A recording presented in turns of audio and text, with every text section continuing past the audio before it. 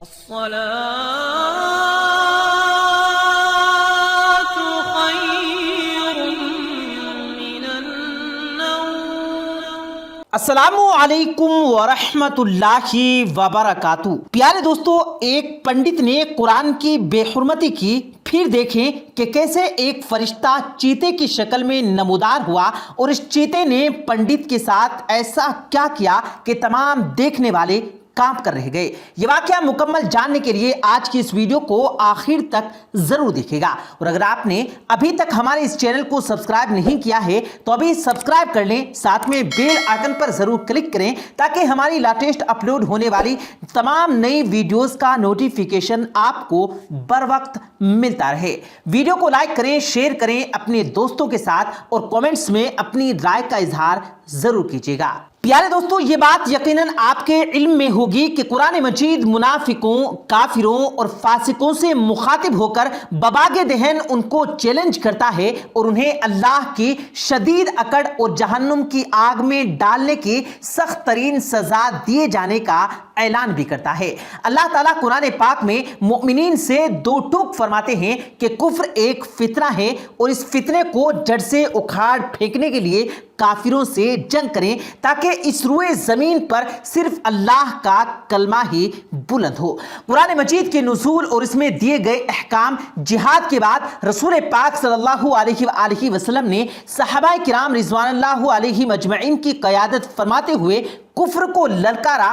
یہیں سے کفر اور اسلام یعنی حق و باطل کے درمیان لڑائی شروع ہوئی، اور قیامت تک یہ لڑائی جاری رہے گی۔ اس لڑائی کے دوران منافقین اور فاسقین نے ایک انتہائی گھٹیا رول ادا کیا جو کہ آج تک بدستور جاری ہے۔ قرآن پاک کی بے حرمتی کے واقعات اکثر دیکھنے میں آتے ہیں۔ ایک ایسا ہی واقعہ آپ سے شیئر کرتے چلیں جو کہ یہیں پر رہنما ہوا ہے۔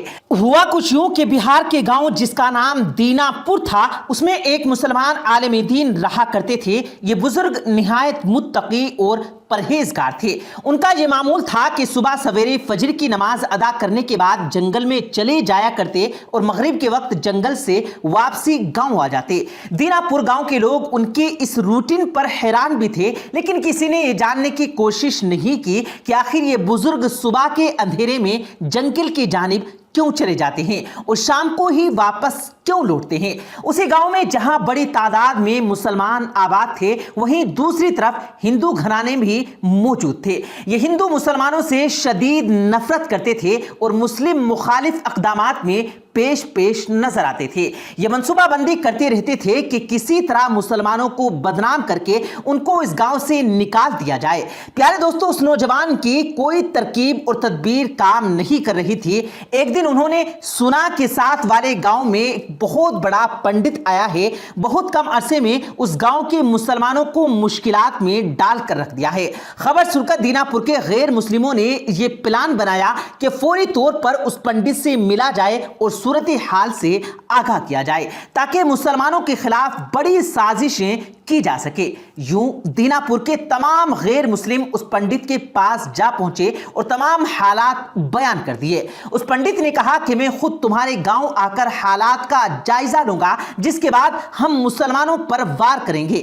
دوسرے دن وہ پنڈت دینا پور پہنچ گیا اور اس نے مسلمان عالم دین کے بارے میں پوچھ گچھ شروع کر دی۔ اس پنڈت کو بتایا گیا کہ ایک عالم دین ایسے ہیں جو صبح صادق جنگل میں چلے جاتے ہیں اور شام کو ہی واپس لوٹتے ہیں۔ یہ جان کر اس مکار پنڈت نے ایک جھوٹی کہانی گھڑی، اور دوسرے دن جیسے ہی سورج نکلا اس نے گاؤں میں اعلان کرا دیا کہ مسلمانوں کا یہ عالم دین روزانہ جنگل میں اپنے جھوٹے خدا سے ملنے جاتا ہے اور گاؤں والوں سے چھپاتا ہے۔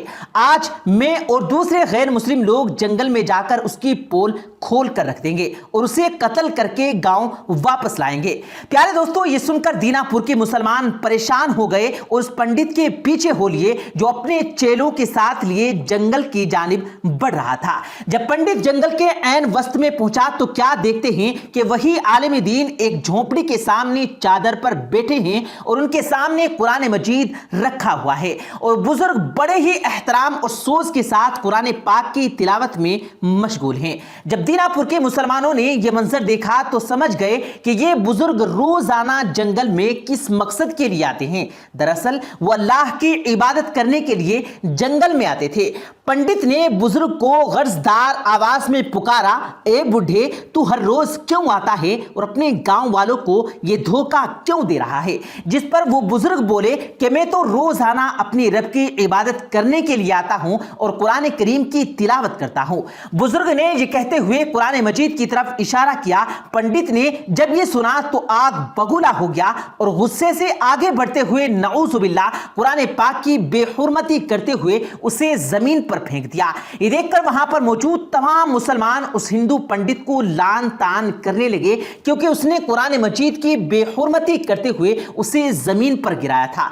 प्यारे दोस्तों, ये मंजर देखकर वो बुजुर्ग भी जलाल में आ गए। उन्होंने आगे बढ़कर कुरान मजीद को उठाया और फिर झोपड़ी की तरफ मुंह करके कुछ बोला कि देखते ही देखते झोपड़ी से एक चीता बाहर निकला, जिसने उस पंडित पर हमला कर दिया, उस पंडित को चीर फाड़ कर रख दिया। जिसके बाद उस बुजुर्ग ने पूरे गांव और खुसूसन गैर मुस्लिमों से मुखातिब होकर कहा कि बेशक मेरे अल्लाह ने यह वादा किया है कि वो खुद अपने कलाम की हिफाजत फरमाएगा। यह खबर जब फैली तो बेशतर उलमा ने कहा कि असल में चीते के रूप में यह एक फरिश्ता था जिसे अल्लाह ताला ने कुरान पाक की हुर्मत की खातिर भेजा था, और इस चीते ने कुरान पाक की बेहुरमती करने वाले इस पंडित को निशाने इबरत बना दिया।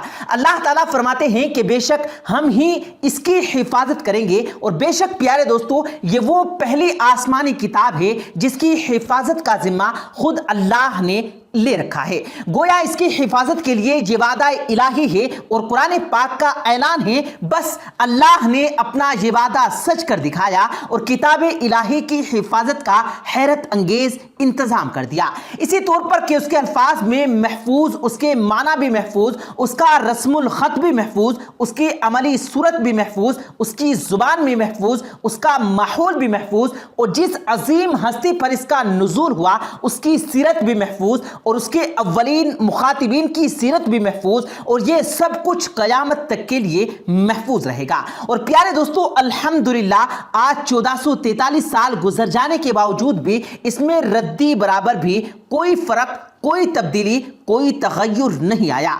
मलऊनों की तरफ से लाख कोशिशें की गई, मगर उनकी आज तक एक भी नापाक कोशिश कामयाब ना हो सकी और ना ही ता कयामत हो सकती है। अल्लाह ताला की जानिब से कुरान मजीद की हिफाजत का इंतजाम देखिए कि कैसे किया गया। सबसे पहले कुरान का मतन यानी उसके बैना अल्फाज जो अल्लाह रब्बुल इज़्ज़त ने हज़रत जिब्राइल अलैहिस्सलातु वस्सलाम के वास्ते या वही के किसी और तरीके से नबी आखिरुज़्ज़मा सल्लल्लाहु अलैहि वसल्लम पर नाजिल किए, और वो हर्फ बहर्फ आज भी अपनी असली हालत में मौजूद है। आप सल्लल्लाहु अलैहि वसल्लम पर जब वही नाजिल होती तो आप फौरन कातिबीन वही में से किसी एक से किताबत करवा लेते, यानी लिखवा लेते। फिर सहाबा उसे नबी करीम सल्लल्लाहु अलैहि वसल्लम की जुबान अक़दस से भी सुना करते थे, और जो लिखा गया होता उसे भी महफूज कर लेते। इसी तरह 23 साल तक कुरान पाक नुज़ूल के वक्त में लिखा जाता रहा। सहाबा किराम ने उसे हिफ्ज किया,